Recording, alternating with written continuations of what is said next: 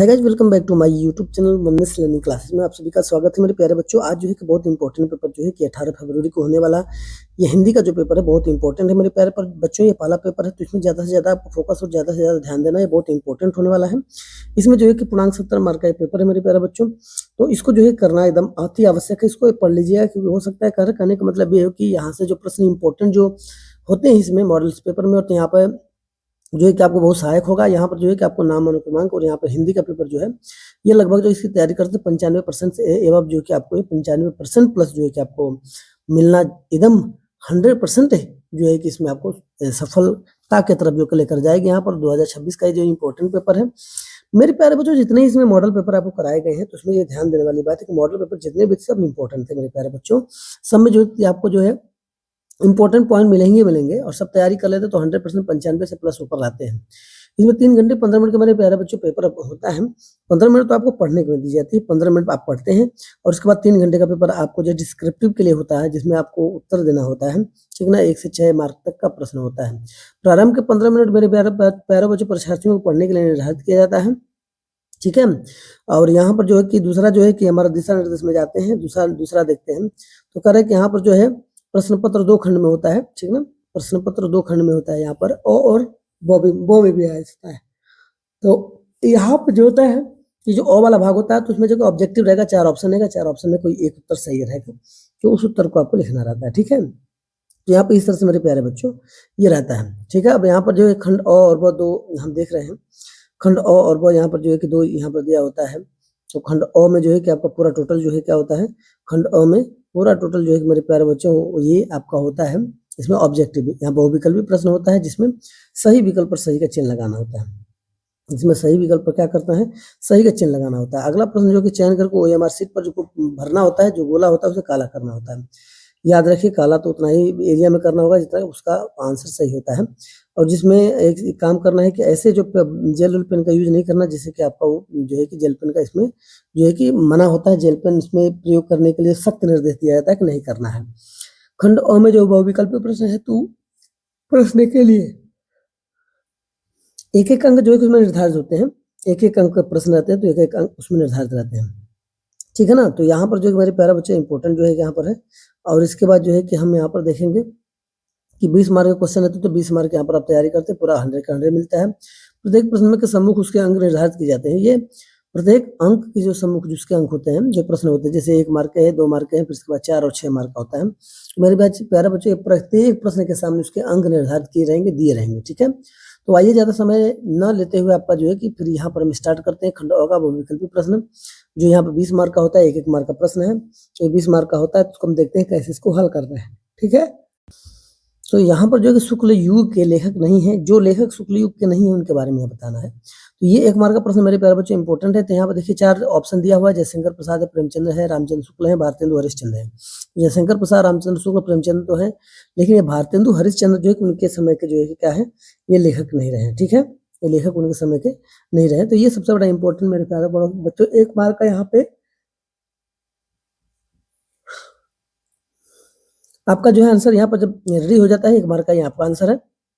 पूस की रात की कहानी के लेखक कौन है? पूस की रात की कहानी के लेखक यहाँ पे देख लेते हैं, 4 ऑप्शन है, 1 मार्क का प्रश्न है यहाँ पे। तो यहाँ पर देखिए पूस की रात की कहानी के लेखक जो है कि 4 ऑप्शन दिया हुआ है, ठीक है ना। जयशंकर प्रसाद है, प्रेमचंद, सुदर्शन यशपाल जी है। इसमें कौन सा आंसर होगा, ये इसमें मिलाना है, ठीक है ना। इसमें एक आंसर होगा, उसको आपको आंसर बताना। तो ये प्रेमचंद्र जी है, पूस की रात की कहानी के जो लेखक है ये प्रेमचंद्र जी है, आपका ये उत्तर सही होगा, ठीक है, याद रखिएगा। इस तरह से जो है कि यहाँ पर सिंदूर की होली के नाटक का तीसरे प्रश्न की तरफ चलते हैं। तो सिंदूर की होली के नाटककार कौन है? तो यहाँ पे 1 मार्क का प्रश्न है, इनको भी देख लेते हैं। तो 4 ऑप्शन है, जयशंकर प्रसाद, रामकुमार वर्मा जी, लक्ष्मीकांत नारायण मिश्र जी हैं और हरिकृष्ण प्रेमी। तो यहाँ पर 4 तीसरा आंसर है आपका सी, लक्ष्मी नारायण मिश्र जी। लक्ष्मी नारायण मिश्र जी जो है कि यहाँ पर जो है आपका आंसर होगा। अच्छा, यहाँ पर देखेंगे तीसरा जो है कि यहाँ पे अगला देखेंगे प्रश्न, रूस में 25 मास यात्रा वृत्त के लेखक हैं। 4 ऑप्शन है, 25 मास यात्रा वृत्त के लेखक कौन है? तो यहाँ पर देखिए राहुल संस्कृतायन है। कौन है? राहुल संस्कृतायन, ठीक है। यहाँ पर हम देखेंगे, अब यहाँ पर जो है कि राहुल संस्कृतायन। 5वां हम देखेंगे कि माटी हो गई सोना, करेक्ट, माटी हो गई सोना संस्मरण के लेखक हैं, ठीक है ना। यहाँ पे 1 मार्क का प्रश्न है, ऑप्शन 4 है यहाँ पर 1 मार्क का प्रश्न है मेरे प्यारे बच्चों। यहाँ पर इसको देखेंगे। अब यहाँ पर देखिए कन्हैया लाल मिश्र प्रभाकर हैं, यहाँ पर ये आपका जो है उत्तर यहाँ पर सही होगा, ठीक है। रीतिकाल के अलंकृत काल किस विद्वान ने कहा है? रीतिकाल को अलंकृत काल किस विद्वान ने कहा है? तो यहाँ पे ऑप्शन 4 है, 1 मार्क का प्रश्न है, इसको हम देख लेते हैं, ठीक है।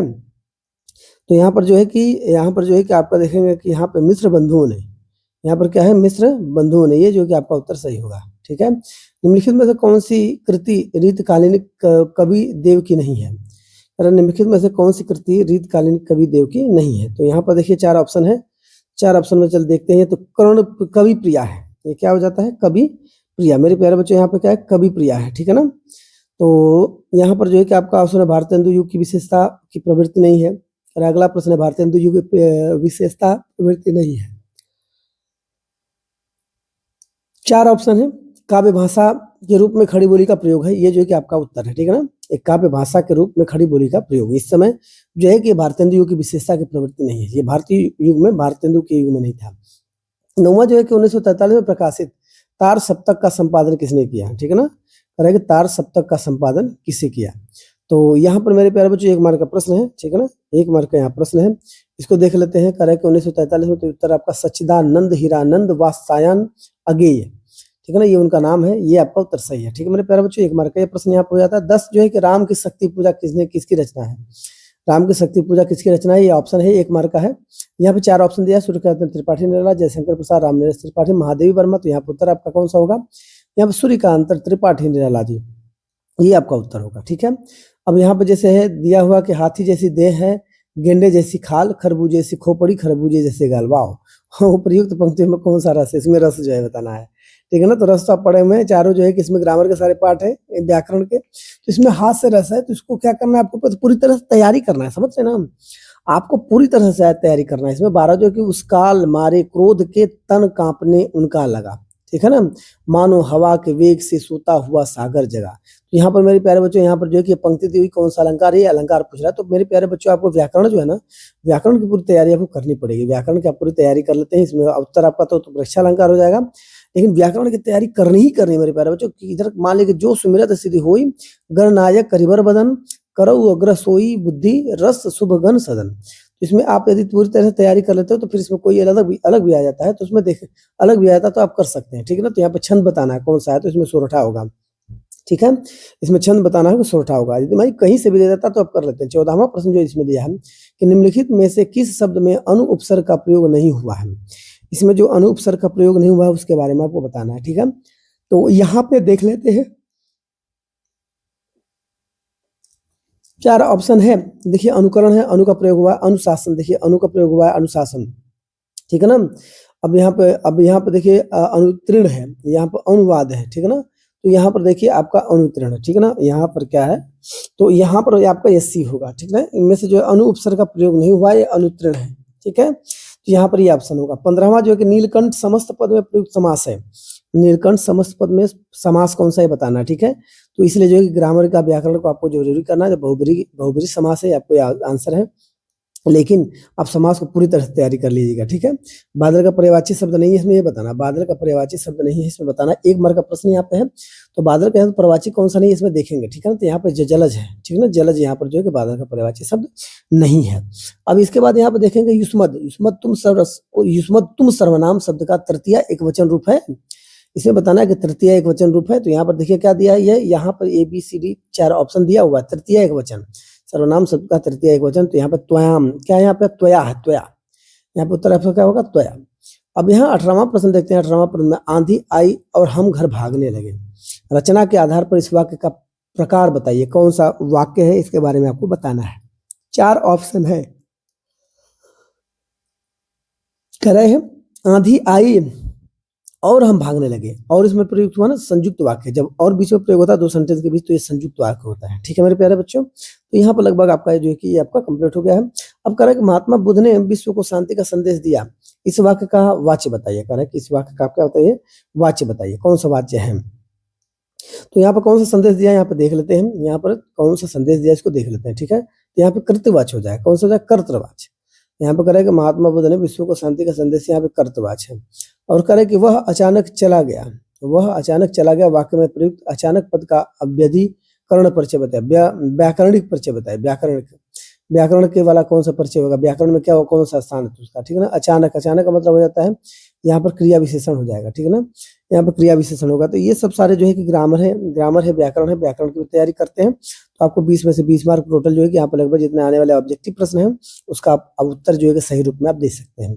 अब हम खंड जो है कि ब की तरफ चलेंगे। जो खंड ब जो यहाँ पर पढ़ने वाला बताया गया था कि वर्णनात्मक प्रश्न है, इसमें उत्तर आपको जो है क्या करना है मेरे प्यारे बच्चों, जो उत्तर जो है कि उसके आंसर जो के प्रश्न के अकॉर्डिंग जो है आपको उत्तर देना पड़ता है। निम्नलिखित में से किसी एक गद्यांश पर आधारित प्रश्नों के उत्तर दीजिए। कह रहा है कि गद्यांश जो होता है, गद्यांश अब यहाँ पर है, गद्यांश में जो है कि आपका प्रश्न दिए रहेंगे उसका उत्तर देना है। 2-2 मार्क का सब प्रश्न रहेंगे, मिलाकर लगभग ये 6 मार्क का हो जाता है। तो इस जो है कि एक गद्य को पढ़ना होता है, ठीक है ना। एक गद्य को अच्छी तरह से पढ़ के दो गद्य दिए होते हैं, अथवा में करके दिए होते हैं। अथवा वाला जो प्रश्न होता है, अथवा वाला का जो है कि गद्य का क्या करना होता है आपको, अथवा वाला जो है कि पढ़ना होता है अथवा, ठीक है ना। अथवा वाले जो प्रश्न होते हैं इनमें दोनों का करना होता है, दोनों में से किसी एक का करना था, सॉरी। तो यहाँ पर क्वेश्चन का जो है सबसे भयानक होता है, या केवल नीति और समृद्धि का नाश नहीं करता बल्कि बुद्धि का भी क्षय करता है। किसी युवा की करे की संगति यदि बुरी होगी तो वह पैरों में बधी चक्की के समान होगी, ठीक है ना, जो उसे दिन दिन अवनति के गड्ढे में गिराती जाएगी। और इसे जो है कि अच्छी तो होगी तो सहारा देने वाले बाहु के समान होगी, जो उसे निरंतर उन्नति की ओर लेके जाएगी, ठीक है ना।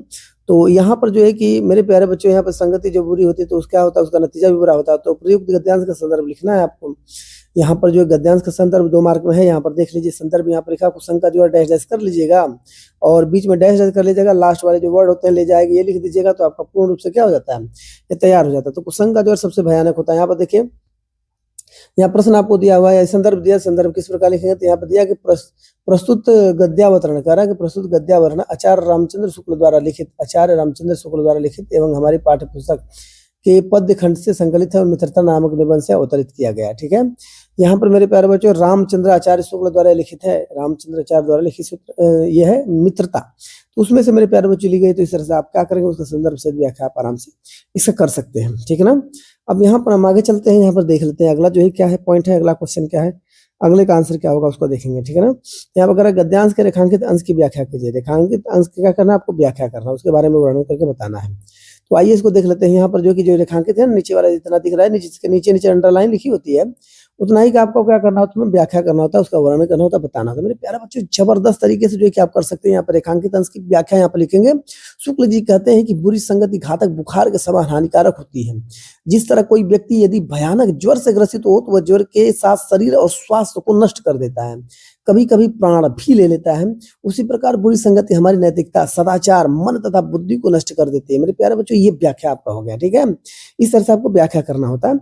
और ये जो है कि आने वाले अगले प्रश्न में जो भी कि दोनों में ऐसे ही है, कुसंग की तुलना किससे की गई, यहाँ पे कुसंग की तुलना किससे की गई, 2 मार्क का है, ये 2 मार्क के प्रश्न है, इसका उत्तर 2 मार्क में देना होता है, ये 2 मार्क के हिसाब से देना होता है। तो यहाँ पर कुसंग की तुलना पैरों में बधी चक्की से की गई है, पैरों में बधी चक्की से की गई। जो व्यक्ति को दिन प्रतिदिन अवनति मतलब होता है गिराता है, उसको गड्ढे में गिराती जाती है, मतलब उन्नति नहीं, विकास पे नहीं, विकास से नहीं, विकास के नीचे वाले भाव से गिराता है, मतलब विकास नहीं होता वहां पर, उसका बर्बादी होती है, बर्बादी की तरफ गिराती है, ठीक है।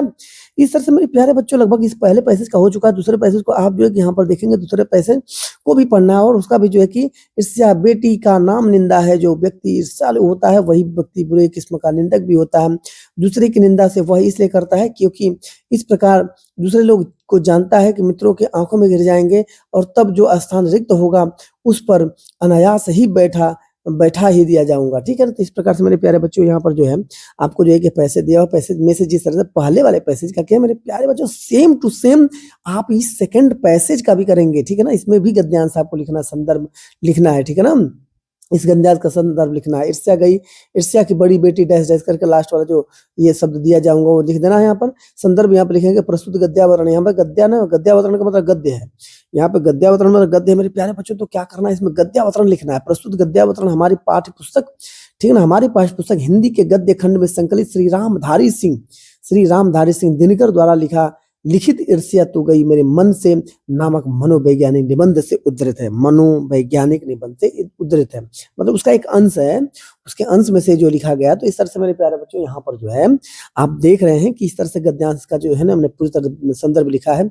गद्यांश के रेखांकित अंश की व्याख्या करना जैसे पहले में किए थे सेम टू सेम आपको इस पेपर में करना है। तो यहाँ पर देख लेते हैं ईर्ष्या कि बड़ी बेटी का नाम निंदा, जो व्यक्ति ईर्ष्यालु होता है वह व्यक्ति बुरे किस्म का निंदक भी होता है। तो यहाँ पर जितने भी अंडरलाइन वर्ड है उसके जो है कि उसके बारे में आपको क्या करना है, उसके बारे में लिखना है मेरे प्यारे बच्चों। जैसे पहले वाले में किया सेम वैसे ही करना है। रेखांकित अंश की व्याख्या यहाँ पर आपको करना, हेडिंग डालना होगा। फिर दिनकर जी का मत है कि जैसे ही हमारे मन में ईर्ष्या की भावना जन्म लेती है वैसे ही निंदा की भावना भी उत्पन्न हो जाती है। ठीक है, यहाँ पर जो है कि इसलिए करेंगे, इसलिए निंदा को ईर्ष्या की बड़ी बेटी अथवा पहली संतान कहा गया। ओके, पहली संतान गया। अगर जो व्यक्ति किसी के प्रति ईर्ष्यालु होता है वो अत्यंत बढ़ा चढ़ाकर उसकी बुराई करता है। ठीक है ना, ये आपको जो है कि ये उसका पॉइंट है, ये लिखा गया है। इसी तरह जो है कि ईर्ष्यालु व्यक्ति दूसरे की निंदा क्यों करता है, इस प्रकार का क्वेश्चन है, इसका उत्तर आपको ढूंढना है। इसका उत्तर आपको लिखना है मेरे प्यारे बच्चों, इसमें उत्तर भी है उसका दिया हुआ। तो यहाँ पे लिखेंगे ईर्ष्यालु व्यक्ति दूसरे की निंदा यह सोचकर करता है कि जब निंदित व्यक्ति समाज की नजरों से गिर जाएगा तब उसके स्थान पर वह स्वयं विराजमान हो जाएगा। ठीक है ना, मतलब उसके जगह पर वो ले लेगा। जैसे कहने का मतलब आज देख ही रहे हैं लड़ाइयाँ इस प्रकार से हैं। ठीक है ना, कि एक दूसरे के गिरावट की तरफ लोग जो है कि क्या कर लड़ रहे हैं, आपस में भी लड़ रहे हैं। ठीक है, तो ये जी चीजें उसी तरह से हो जाए करे कि यदि वो हट जाएगा तो फिर उसके जगह मैं हो जाऊंगा। ठीक है ना, तो ये मेरे प्यारे बच्चों जो है कि यहाँ पर जो है कि इस प्रकार के लोगों की सोच है, उस प्रकार लोगों की सोच है, तो यहाँ पर उस चीज को बताया गया है। 22वां प्रश्न करेगा, निम्नलिखित में से किसी एक पद्यांश पर आधारित प्रश्नों के उत्तर लिखना है। देखिए मेरे प्यारे बच्चों, पद्यांश को पढ़ना है, उस पर आधारित जो पद्यांश रहेगा उसको पढ़ना रहेगा। जिस तरह से गद्यांश आप पढ़े हैं उसी तरह पद्यांश में पढ़ेंगे। 2-2 मार्क के प्रश्न है, 6 मार्क का ये भी लगभग हो जाता है। सेम टू सेम जो है गद्यांश के डिपार्टमेंट के जैसा होता है। ठीक है ना, सेम टू सेम जो है कि गद्यांश के डिपार्टमेंट के जैसा ही है यहाँ पर। तो आइए मैं देख लेता हूँ यहाँ पर, देखो उधो जाहु तुम्हारी हम जाने। ठीक है ना, करें कि उधो जाहु तो हमारी जाने, तो ये वाला है चाह नहीं मैं सुरबाला। इस तरह से जो है कि आपका पैसे 2-2 पैसे यहाँ पे है, पद्य विभाग है। पद्य विभाग में जैसे उधो बस से तुम ही न हम जानो, श्याम तुम ही हाँ नहीं पठियो, तुम ही बीच भुलाने, ब्रज निरनिसो जो जग कहत है, बात कहत न लजानो, बड़े लोग विवेक तुम्हारे ऐसे भय आयानो। ठीक है ना, आयाने हमसा कहीं लई हंस दही की, जी गुनी देहु सयाने, कह अम्बला कह दिगंबर मस्ट करी पहचाने। ठीक है ना, सांच कहा तुमको अपनी सौ बूझती बात निदाने, सूर श्याम जब तुम ही पठायो तब ने कहूँ मुस्काने। मतलब यहाँ पर देखिए सूरदास जी जो है जो है कि इस प्रकार के जो है कि यहाँ पर जो है कि बातें मतलब अपने शब्दों में कहे हुए हैं, तो यहाँ पर उनकी बातों को कहें। तो इस प्रकार से महाराज, इस प्रकार से यहाँ पर जो कि मेरे प्यारे जो कि क्या कर रहा है, ऊपर पद्यांश का संदर्भ आपको लिखना है। जिस तरह से अपने गद्यांश का लिखा था उसी तरह जो है कि आपको क्या करना है, यहाँ पर इसका संदर्भ लिखना है। ठीक है, यहाँ पर उदो जाहूं डैश में नए कहूं मुस्काने यहाँ पर लिखेंगे। और यहाँ पर क्या करना है कि संदर्भ लिखना है कि यह पद भी सूरदास द्वारा रचित, यहाँ पर लिखेंगे सेम, यह सूरदास द्वारा रचित जो सूरसागर नामक ग्रंथ में हमारे पाठ्य पुस्तक हिंदी के काव्य खंड में संकलित पद शीर्षक से उद्धृत है, मतलब लिया गया है। तो इस तरह से मेरे प्यारे बच्चे यहाँ पर लगभग आपका ये भी हो जाता है।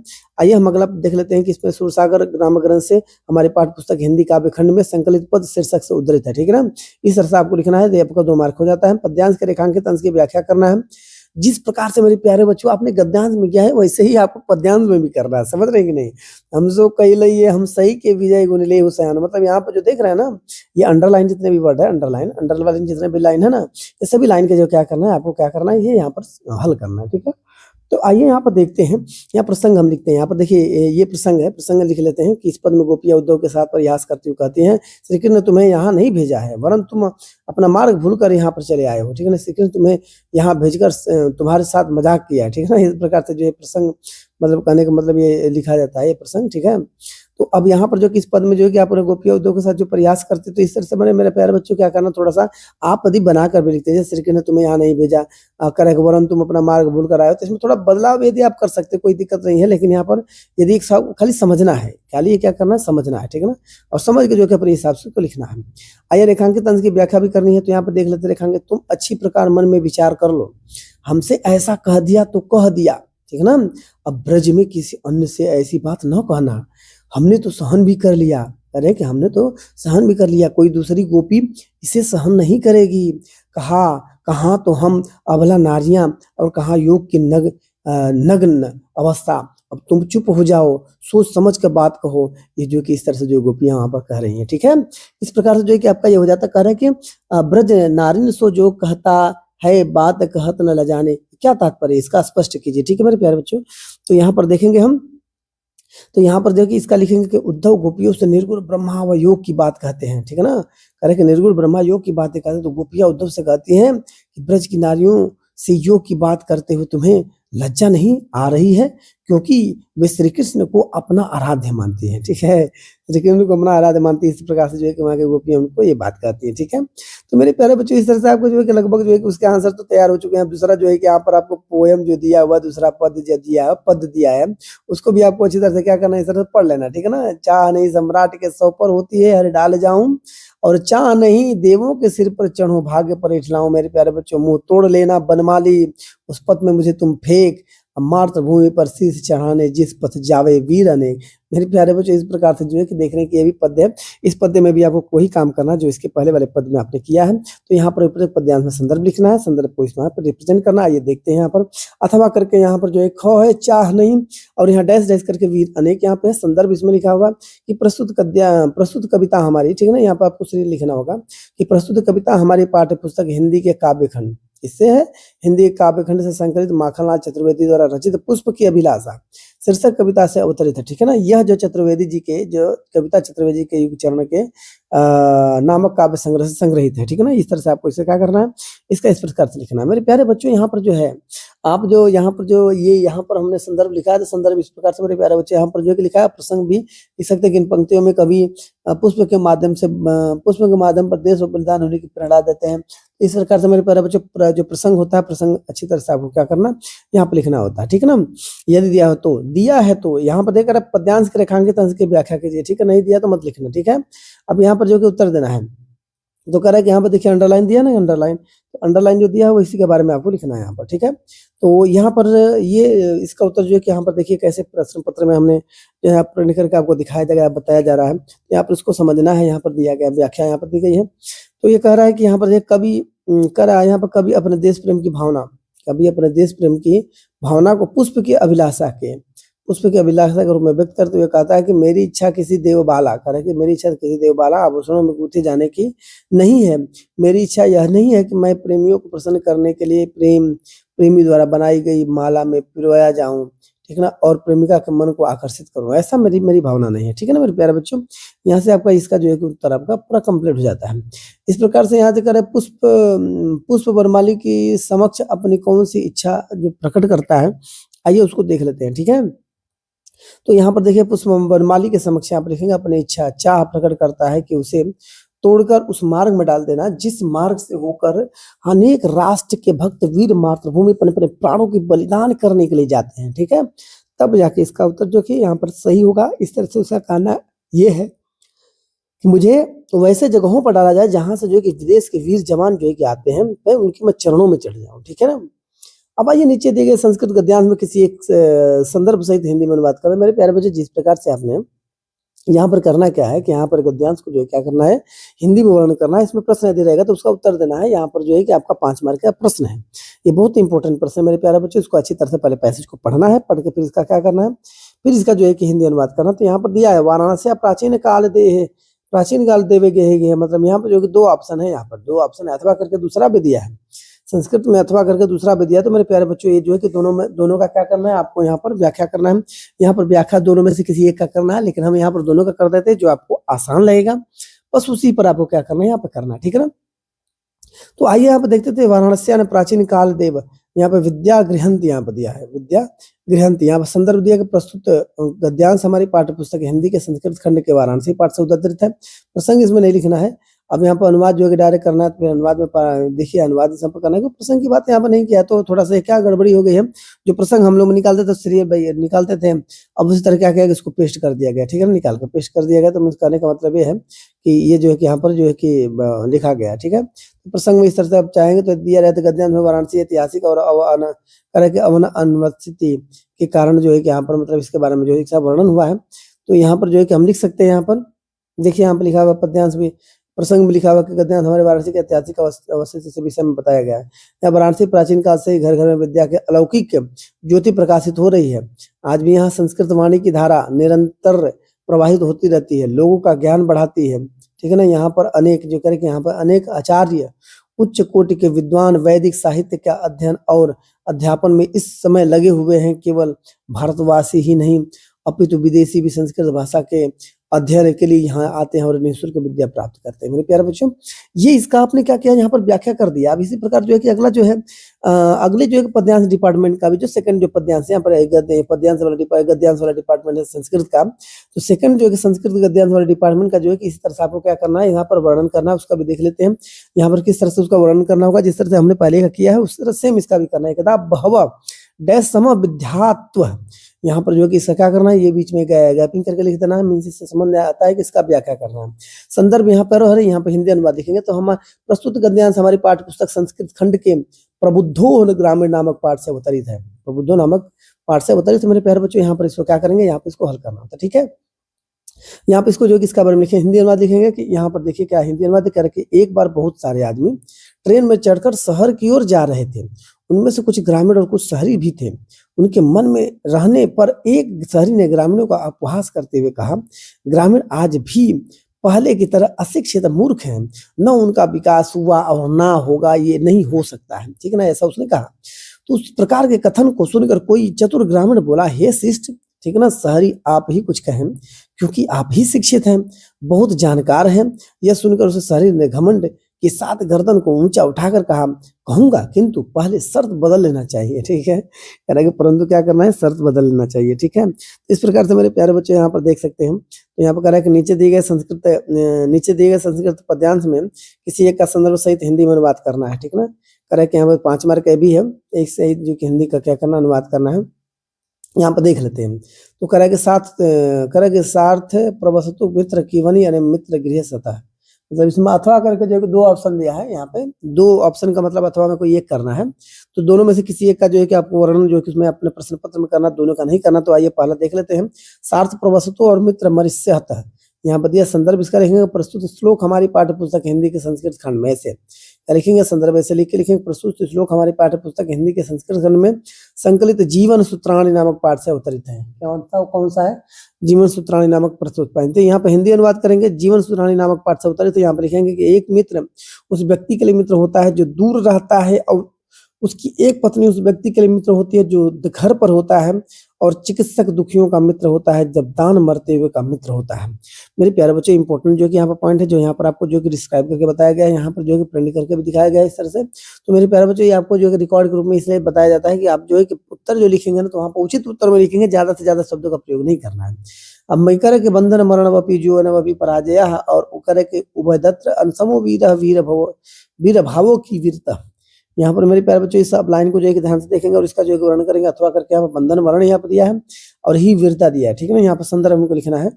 आइए देख लेते हैं संदर्भ कैसे लिखेंगे। तो ये प्रस्तुत श्लोक हमारे पाठ्य पुस्तक के हिंदी संस्कृत खंड, और यहाँ पर लिखा कि हिंदी संस्कृत खंड और वीर वीरेण पूज्यते नामक पाठ से उद्धृत है। ठीक है ना, वीर वीरेण पूज्यते यहाँ पाठ से उद्धृत है। तो यहाँ पर इसका आपको कंप्लीट हो जाता है। यहाँ पर जो है कि उसका अर्थ बंधन हो या मरण हो, जीत हो या हार हो, दोनों ही अवस्थाओं वीर समान रहता है, और वीर भाव को वीरता ही कहते हैं। वीर जो भाव रखता है वो उसको वीरता कहा जाता है। मेरे प्यारे बच्चों, यहाँ पर जो है कि इस प्रकार से देखिए, हमने दूसरे भी जो है कि आपके पाठ का जो है कि मैंने यहाँ पर वर्णन कर दिया है। 25वां अपने पठित खंड काव्य के आधार पर निम्नलिखित प्रश्न में से किसी एक प्रश्न का उत्तर देना है। मेरे प्यारे बच्चों, ये ध्यान दीजिएगा कि जो प्रश्न आता है ना, तो ये प्रश्न मेरे प्यारे बच्चों, ये जो जिला वाइज होता है, जिला वाइज जो होता है, आपको जिला में जो यहाँ पर खंड काव्य चलते हैं, तो उसके बारे में आपको लिखना होता है। जिला कोड होता है, जिला के हिसाब से आप जो है अपने स्कूलों में भी अपने टीचरों से पता कर सकते हैं इसके बारे में। आप जिस जिले में हो तो वहाँ पर जो कि अलग अलग इसका भाग है। यहाँ पर 3 मार्क का भी होता है। तो यहाँ पर देखिए सब है आपका दिया कि क दिया है, फिर यहाँ पर ख दिया है, फिर गो है, फिर इसके बाद घो है, फिर यहाँ अंग, फिर यहाँ पर चौ, नीचे 6 दिया है, फिर ज दिया है, ज के बाद यहाँ पर झ दिया है। ठीक है ना, यहाँ पीछे नहीं, जो तक ही लगभग है यहाँ पर, हाँ ज ही तक है। तो इस पेपर में ज और झ भी दिया, सॉरी झ भी है। तो यहाँ पर कहने का मतलब मेरे प्यारे बच्चों, ये क ख ग से लेकर जो है कि आपको झ तक दिया, तो इसमें जो आपके जिला में चलता होगा उसी पर आपको काम करना। ठीक है ना, उसी पर लिखना। 26वां प्रश्न मेरे प्यारे देखते हैं कि दिए गए लेखकों में किसी एक लेखक का जीवन परिचय देते हुए उसकी एक प्रमुख जो है कि रचना के बारे में उल्लेख करना। मेरे प्यारे बच्चों, इंपॉर्टेंट पॉइंट है। तो आइए देख लेते हैं यहाँ पर कैसे करना होता है। 3, 2, 5 मार्क का भी होता है, तो उसको भी हल करेंगे, यहाँ पे देखेंगे, समझेंगे। तो यहाँ पर जो है कि आइए किसी न किसी एक का करना है। 4 ऑप्शन में दिया है, 4 ऑप्शन में जो रामचंद्र शुक्ल जी हैं, फिर इसके बाद जो डॉक्टर राजेंद्र प्रसाद जी हैं, इसके बाद जो है कि तीसरे नंबर पर आपका पद्म लाल पुन्ना लाल बख्शी और दामधारी सिंह दिनकर। यहाँ पर 4 ऑप्शन है। 4 ऑप्शन में मेरे प्यारे बच्चों यहाँ पर करना क्या कि किसी एक का जीवन परिचय आपको देना है, किसी एक का जीवन परिचय यहाँ पर देते हुए उसके बारे में लिखना है। तो यहाँ पर आइए आचार्य रामचंद्र शुक्ल जी का लिख लेते हैं, ठीक है ना। जीवन परिचय आचार्य रामचंद्र शुक्ल जी का लिख लेते हैं यहाँ पर। तो यहाँ पर देख लेते हैं, यहाँ लिखा है प्रसिद्ध आलोचक, निबंधकार एवं साहित्यकार, इतिहासकार, ठीक है ना, आचार्य रामचंद्र शुक्ल जी का जन्म जो है यहाँ पर लिखा हुआ है कि जन्म सन 1884 ईस्वी में बस्ती के जिले के आगोना नामक ग्राम में हुआ था। पिता का नाम चंद्रबली शुक्ल था और आचार्य रामचंद्र शुक्ल जी ने हाई स्कूल की परीक्षा मिशन स्कूल मिर्जापुर से उत्तीर्ण किया तथा इंटरमीडिएट की परीक्षा अंतिम वर्ष में ही छूट गई, ठीक है ना। ये पूरी तरह पढ़ाई नहीं कर पाए। शुक्ल जी मिर्जापुर के न्यायालय में नौकरी कर ली, किंतु किसी कारण वह उसे छोड़ दी। बाद में मिर्जापुर के मिशन स्कूल में चित्रकला और अध्यापक हो गए और स्वाध्याय से इन्होंने हिंदी, अंग्रेजी, संस्कृत, बंगला आदि भाषाओं का अच्छा ज्ञान प्राप्त कर लिया और पत्र पत्रिकाओं में लिखना आरंभ कर दिया। या बाद में इसकी नियुक्ति काशी हिंदू विश्वविद्यालय में हिंदी के प्रधानाध्यापक पद पर हो गई। बाबू श्याम सुंदर दास के पश्चात आचार्य रामचंद्र शुक्ल, ठीक ना, श्याम सुंदर दास के बाद आचार्य रामचंद्र शुक्ल जी का हिंदी विभाग के अध्यक्ष बने और इसी पद पर कार्य करते हुए सन 1941 में हिंदी साहित्य का यह आलोचक पंचतत्व में विलीन हो गया, मतलब मर गए। इनकी जो है कि मृत्यु हो गई। रचनाएं चिंतामणि, रसमीमांसा और विचार भी थी। हाँ मेरे प्यारे बच्चों, इसको आप अच्छी तरह से पूरी तरह से तैयारी कर लेंगे क्योंकि पूरा का पूरा मार्क इसमें मिलने वाला। दिए गए कवियों में किसी एक कवि का जीवन परिचय देते हुए उनकी एक प्रमुख रचना का उल्लेख करना और उसमें 4 कवियों का नाम दिया। मेरे प्यारे बच्चों ये इंपॉर्टेंट है। यहाँ पर 3 से 2, 3 और 2 मिलकर 5 मार्क का दिया। रचना आप कर देते हैं तो 2 मार्क उसका मिल जाता है। यहाँ पर महाकवि सूरदास जी हैं, बिहारी लाल जी हैं, मैथिली शरण गुप्त हैं, सुभद्रा कुमारी चौहान। यहाँ पर मेरे बच्चों 4 ऑप्शन है, किसी एक पर जो है कि आपको क्या करना है, यहाँ पर कविता आपको यहाँ पर एक के जीवन परिचय देते हुए आपको यहाँ पर वर्णन करना है।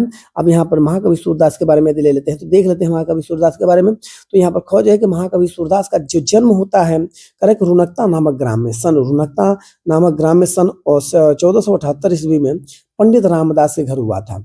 पंडित रामदास सारस्वत ब्राह्मण थे, सारस्वत ब्राह्मण, कुछ सब कुछ विद्वान सिंही नामक स्थान को सूरदास का जन्म स्थल मानते हैं, ठीक है ना। करेक्ट सूरदास जन्मांध थे या नहीं इस संबंध में अनेक मत हैं।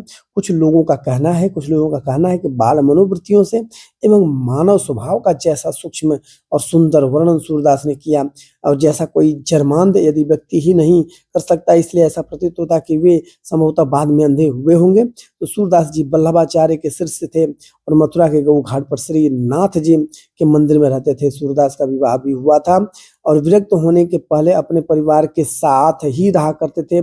पहले तो वे दीनता के पद गाया करते, किंतु वल्लभाचार्य के संपर्क में आने से कृष्ण लीला का गान करने लगे। कहा जाता है कि एक बार मथुरा में सूरदास जी से तुलसी की भेंट हुई थी और धीरे धीरे दोनों में प्रेम भाव बढ़ गया और सूर प्रभावित होकर ही तुलसीदास ने श्री कृष्ण गीतावली की रचना कर दी और सूरदास की मृत्यु सन 1583 ईस्वी में गोवर्धन के पास पारसौली नामक ग्राम है, ठीक है ना। मृत्यु के समय महाप्रभु वल्लभाचार्य के सुपुत्र विठल नाथ जी वहां उपस्थित थे, ठीक है ना। ये विठल नाथ जी उनके लड़के थे, वहां पर उपस्थित थे। कृतियां इनकी थी सूरसागर थी, सूर्य सरावली थी और साहित्य लहरी थी। यहाँ पर मेरे प्यारे बच्चे इंपोर्टेंट जो क्या पॉइंट यहाँ पर शब्दों की है कि आपको जो यहाँ पर दिया गया है, तो इस तरह से आप जब उसकी रचना लिखते हैं तब जाके 5 मार्क मिलता है, ये याद रखिएगा, ठीक है ना। रचना इसमें लिखना पड़ेगा, ओके।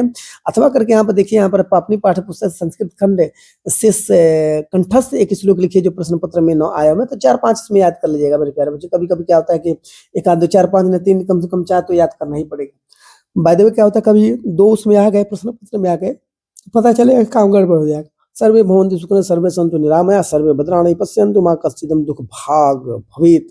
तो ये जितना है तो ये तो आपको याद है, इसलिए आपने इसको लिख दिया है। लेकिन क्या है कि आपको दिवाई दो मिल जाएगा तो सेम रहेगा तो काम गड़बड़ हो जाता है। आपके विद्यालय के पुस्तकालय में हिंदी की पुस्तकों एवं पत्र पत्रिकाओं का अभाव है, ठीक ना। इसलिए उसे मंगाने का अनुरोध करने पर अपने विद्यालय के प्रधानाचार्य को पत्र लिखना है। अथवा करके यहाँ पर नीचे ऑप्शन दिया हुआ है, ऑप्शन को भी देख लेते हैं। यहाँ पर क्या कह रहा है कि अखिल भारतीय वाद विवाद प्रतियोगिता प्रथम पुरस्कार विजेता मित्र को एक बधाई का पत्र लिखना है, ठीक है। तो आइए देखिए, तो पत्र जो है कि आपको बहुत सारे बताए गए हमारे प्यारे बच्चों, पत्र जो है कि आप कर सकते हैं घर पे, ठीक है ना। अब यहाँ पर जो है कि देख लीजिए, यहाँ पर आपको दूसरा वाले का लिख लेते हैं यहाँ पर, ठीक है ना। दूसरा वाले का लिखते हैं, पहला तो आपका होमवर्क वो कर लीजिएगा। यहाँ पर C42 लिखेंगे, वसंत विहार यहाँ पर लिखेंगे, नई दिल्ली लिखेंगे। जैसे यहाँ पर कोई भी एड्रेस रहेगा आप वहाँ पर लिख देना है एड्रेस, और एड्रेस करके यहाँ पर एड्रेस को लिखना होता है। और इसके बाद यहाँ से लिखते हैं प्रिय मित्र, यहाँ पर लिखेंगे प्रिय मित्र, आज सुबह तुम्हारे, ठीक है ना, यहाँ पर प्रिय मित्र आज सुबह तुम्हारे अखिल भारतीय वाद विवाद प्रतियोगिता में प्रथम पुरस्कार प्राप्त करने की खुश खबर सुनकर मुझे अत्यंत हर्ष हुआ। तुम्हारी इस शानदार सफलता मैं तुम्हें हार्दिक बधाई देता हूँ और देती हूँ। जो भी रहेगा, तुम्हारी प्रतिभा और लगन हमेशा ही प्रेरणादायक रही है। वाद विवाद में तुम्हारी तार्किक सोच, कह रहे कि तुम्हारी तार्किक सोच, अब यहाँ पे अभिव्यक्ति कौशल और विषयों पर कह रहे गहन समझ ने तुम्हें यहाँ विजय दिलाई है। तुम्हारी इस जीत ने न केवल तुम्हारा बल्कि हमारे विद्यालय का और परिवार का नाम रोशन किया। ठीक है, यहाँ पर मेरे प्यारे बच्चों कुछ क्या करे कि मुझे विश्वास है कि तुम आगे भी इसी तरह सफलता की ऊंचाई को छू लोगे और तुम्हारे उज्जवल भविष्य में के लिए मेरी शुभकामनाएं सदैव तुम्हारे साथ होगी। इस तरह से मेरे प्यारे बच्चों तुम्हारा मित्र और सहेली जो भी रहेगा, तो यहाँ पर रोहन, शिखा, वैशाली, फलाने ठिकाने जो भी यहाँ पे आप लिख सकते हैं, सॉरी फलाने ठिकाने का मतलब नहीं, कहो जो रहेगा उसमें नाम लिख सकते हैं। ठीक है, ये थोड़ा सा ऐसा कह दिया, मतलब एक एंटरटेनमेंट के लिए, आपके एंजॉय के लिए। अगर निम्नलिखित में से किसी दो प्रश्नों का उत्तर संस्कृत में देना है यहाँ पर चंद्रशेखर, ठीक है ना, दो प्रश्नों का उत्तर आपको देना है। जो प्रश्न पत्र ये रहेंगे ना, प्रश्न रहेंगे, तो आपके ना ये नोट्स जो है कि किताब में या तो नोट्स में जो टीचर तैयार करवाए हैं उसमें आपको मिलेगा आंसर शीट में। यहाँ पर जो है कि एक मार्क का है, तो यहाँ पर पहला वाला लिख लेते चंद्रशेखर कह आसित वीर केन पूजते, यहाँ पर जो उसका उत्तर लिख लेते हैं, वो छोटा सा आंसर है, तो ठीक है ना। चंद्रशेखर प्रसिद्ध क्रांतिकारी देशभक्त आसित, ठीक है ना, यहाँ पर इसका उत्तर जाएगा। और वीर वीरण पूज्यते, यहाँ पर जो है आपका इसका उत्तर। जो मेरे प्यारे बच्चों यहाँ पर जो जितने भी चीजें दी हुई है ना, ये ध्यान रखिएगा, जितनी हुई चीजें दी हुई तो ये इंपॉर्टेंट है, इसकी तैयारी आप कर लेते हैं तो आपको हेल्प जो है कि बहुत अच्छे मार्क का जरूर मिलेगा। आपने में किसी एक विषय पर आपको निबंध लिखना है और याद रखिएगा, वीडियो को ज्यादा से ज्यादा शेयर करिएगा। अनुशासन का महत्व है, प्रदूषण एवं अभिशाप, भारतीय किसान और ये सांप्रदायिक एवं अभिशाप, और यहाँ पर जीवन में कंप्यूटर का महत्व क्या होता है मेरे प्यारे बच्चों, तो इसको भी आप फोकस करेंगे, आप ध्यान देंगे और ध्यान देते हुए क्या करना है, इसको यहाँ पर लिखना है। ठीक है, तो यहाँ पर क्या करना है, यहाँ पर लिखेंगे, यहाँ पर जो कि अनुशासन का महत्व क्या है, अनुशासन है बहुत जरूरी, समझे ना इसको मजबूरी। मेरे प्यारे बच्चों ये आपका सबसे बड़ा लोगो है, ठीक ना। तो यहाँ पर प्रस्तावना देखेंगे, यहाँ प्रस्तावना देखेंगे, करेंगे हर व्यक्ति के जीवन काल में अनुशासन सबसे महत्वपूर्ण है। करें कि हर व्यक्ति के जीवन काल में अनुशासन सबसे महत्वपूर्ण है। अनुशासन हमें सही समय में सही तरीके या समय का उपयोग करना था, समय का उपयोग करना और तथा काम करना सिखाता है। और कह रहा है कि यहाँ पर अनुशासित होने का अर्थ होता है अपने शरीर और मस्तिष्क पर नियंत्रण। अनुशासित होने का होता है मतलब यहाँ पर शरीर पर अपना नियंत्रण करना, जब हम अपने समाज के नियमों का पालन करने योग्य बनाता है। इसमें हम अपने समाज के कार्य के पालन करने योग्य क्या करता है, हमको तैयार करता है, बनाता है। ठीक है, अनुशासन का अर्थ क्या होता है, इसको लिखना होता है। तो कह रहे हैं कि यहाँ पर लिखा अनुशासन दो शब्दों से मिलकर बना है, अनु और शासन, ठीक है ना। अनु और शासन, अनु का अर्थ है पालन और शासन का मतलब है नियम। जो नियमों का पालन होता है वो अनुशासन होता है, ठीक है ना। अनुशासन के नियमों का पालन करना मनुष्य की एक सामाजिक प्राणी, तरह की एक सामाजिक प्राणी है, इसलिए समाज में रहता है। समाज में रहने के लिए अनुशासित रहना आवश्यक है। ठीक है, अनुशासन हमारी सफलता की वह सीढ़ी है, तरह की वह सीढ़ी है जिसके सहारे हम अपनी मंजिल तक हासिल कर सकते हैं और सपने को साकार कर सकते हैं। तो इस तरह से यहाँ पे इसका हो गया। अनुशासन के प्रकार पढ़ेंगे तो अनुशासन दो प्रकार के होते हैं, नीचे लिखा हुआ है, ठीक है ना। अनुशासन दो प्रकार के होते हैं, यहाँ पे देख लेते हैं। पहला वाला क्या देखिए, एक वो जो समाज से मिलता है, एक वे जो समाज से मिलता है, दूसरा वे जो हम अपने खुद अंदर से उत्पन्न होते हैं और अर्थात हम स्वयं से सीखते हैं, ठीक है ना, स्वयं से सीखते हैं। अब दैनिक जीवन में अनुशासन के बारे में आप आइए देख लेते हैं मेरे प्यारे बच्चों, यहाँ पर देखिए आपका दिया हुआ है। तो कह रहे हैं दैनिक जीवन में अनुशासन का मतलब क्या, तो हमारे दैनिक जीवन में अनुशासन के साथ रहना बहुत जरूरी है और हर व्यक्ति को अपने जीवन में अनुशासित रहना चाहिए। वह हमेशा अनुशासन में रहे और इस जीवन में सफल होने के लिए अपने माता पिता, शिक्षकों और समाज से हर व्यक्ति के साथ संयम से रहे, ठीक है ना। अब यहाँ पर मेरे प्यारे बच्चे इसका पॉइंट लगभग पूरा होता है। बच्चों के अनुशासन कैसे सिखाएं, यहाँ पर देख लेते हैं। तो यहाँ पर करेगा बच्चों को सिखाएं कि हमें सुबह बिस्तर से जल्दी उठना चाहिए, ठीक है ना, यहाँ पर चाहिए, और एक गिलास पानी पीना चाहिए, ओके। और यहाँ पर जिसमें कि शरीर स्वस्थ हो और दांतों को रोजाना ब्रश करना चाहिए, रोज स्नान करना चाहिए और फिर हल्का स्वस्थपूर्ण नाश्ता करना चाहिए, ठीक है ना। चाहिए बिना भोजन ग्रहण किए कभी भी हमें नहीं स्कूल जाना चाहिए और हमें न किसी अन्य कार्य करना चाहिए। हमें करे कि हमें अपने प्रत्येक कार्य को सही समय पर साफ और स्वच्छ तरीके से करना चाहिए। ये इंपॉर्टेंट पॉइंट था। अनुशासित व्यक्ति के गुण क्या होते हैं मेरे प्यारे बच्चों, तो इसको देखिए यहाँ पर दिया हुआ कि एक अनुशासित व्यक्ति अपने समाज के सभी नियमों का पालन करता है, वह दूसरे को सम्मान देता है और दूसरे से सम्मानित होता है, ठीक है ना। और कह रहा है कि उसे अपना व्यवहार पर पूर्ण नियंत्रण रहता है, वह कभी कानून का उल्लंघन नहीं करता है और कभी किसी को दुख नहीं देता है। वह सच्चा देशभक्त है और वह स्वयं को भ्रष्टाचार एवं धोखेबाजी से दूर रखता है। तो मेरे प्यारे बच्चों, यहाँ पर आप देख सकते हैं, यहाँ पर आप करेंगे छात्र जीवन में अनुशासन का महत्व क्या होता है उसके बारे में हम पढ़ लेते हैं। यहाँ पर करेंगे छात्र जीवन में अनुशासन का बड़ा महत्व होता है, ठीक है ना। छात्र को हर सुबह जल्द जग जाना चाहिए और अपने बड़ों का सम्मान करना चाहिए, अपने बड़ों का जो है कि आशीर्वाद लेना चाहिए, उसे अपना अधिकांश समय जो है कि अपने अध्ययन में देना चाहिए, ठीक है। उसे झूठ नहीं बोलना चाहिए, उसे कभी भी धोखा नहीं देना चाहिए, उसे कभी किसी का अपशिष्ट नहीं करना चाहिए, उसे अच्छी संगति रखनी चाहिए। छात्र देश के भविष्य होते हैं, इसलिए उन्हें अनुचित रूप से अनुशासित होना चाहिए, ठीक है। यहाँ पे करें कि उचित रूप से अनुशासित होना चाहिए। यहाँ पे निष्कर्षण देखेंगे तो जीवन में अनुशासन से रहने वाले कई लाभ होते हैं। जीवन में अनुशासन में रहने वाले कई लाभ होते हैं। उनको अनुशासित रहने वाले व्यक्ति जीवन के हर क्षेत्र में जो है कि उसका कार्य सम्मान और सफलता मिलती रहती है और आगे बढ़ता रहता है। प्रयास करें कि अभ्यर्थियों के लिए अनुशासन सफलता का सबसे बड़ा महत्वपूर्ण अंग है। यदि कोई छात्र अनुशासित दिनचर्या का पालन करते हुए अपना अध्ययन करता है या अपनी तैयारी करता है तो उसे सफलता अवश्य प्राप्त होती है। और यही कारण है कि जीवन में अनुशासन को क्या करता है, सफलता के आधार बनाए जाते हैं। तो इस तरह से मेरे प्यारे बच्चे लगभग इसका हो जाता है करें कि अपने जीवन में अनुशासन को अपना लेते हैं, वही कई तरह की परेशानियों दूर रहते हैं और प्रत्येक जीवन को अपना जीवन अनुशासन के साथ जो व्यतीत करनी चाहिए मेरे प्यारे बच्चों। तो यहाँ पर जबरदस्त मेरे प्यारे बच्चों आपका इंपॉर्टेंट सारे जितने चैप्टर थे, जितने पॉइंट थे मेरे प्यारे बच्चों, यहाँ पर को करा दिया गया है। यहाँ पर पूरी जितने भी मॉडल पेपर जो है मेरे प्यारे बच्चों यहाँ पर आपको जो है कि चैनल पे है उसको आप जो है कि एक बार देख लेते हैं तो आपको पूरी तैयारी लगभग जो 95% से जो कोई नहीं रोक सकता है और 70 में 70 मार्क आपको आना ही आना है। तो फिर इसी तरह से नए जो है कि मॉडल के पेपर के साथ आपके समक्ष जो है उत्तर के साथ उपस्थित रहेंगे। तब तक के लिए मिलते हैं। जय हिंद,